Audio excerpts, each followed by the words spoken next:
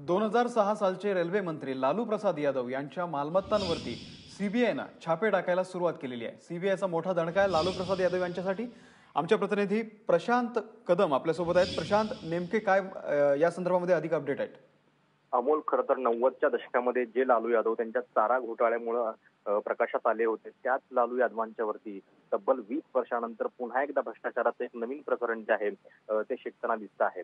आज सकाळी 7 वाजल्यापासूनच सीबीआयने त्यांच्या जवळपास 12 ठिकाणी जे आहे छापेमारी करायला सुरुवात केलेली आहे। प्रकरण जे आहे ते 2006 सालचं आहे, जेव्हा लालू यादव हे देशाचे रेल्वे मंत्री होते आणि या काळामध्ये त्यांनी IRCTCची जी हॉटेल्स असतात त्याची कंत्राट देताना घोटाळा केल्याचा आरोप आहे आणि त्याच संदर्भात सीबीआयनं अगदी दिल्ली, गुरुग्राम, रांची, पटना यासह इतर 12 ठिकाणी छापेमारीला सुरुवात केलेली आहे आणि लालू यादव आणि यांच्यासह IRCTCचे जे मॅनेजर आहेत त्यांच्या विरोधात गुन्हा देखील दाखल केलेला आहे।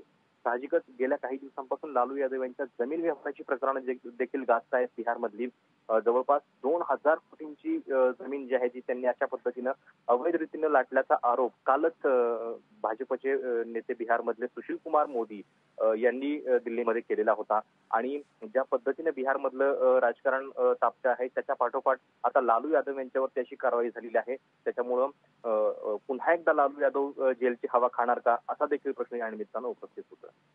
धन्यवाद प्रशांत, दिलेल्या या संपूर्ण माहितीबद्दल।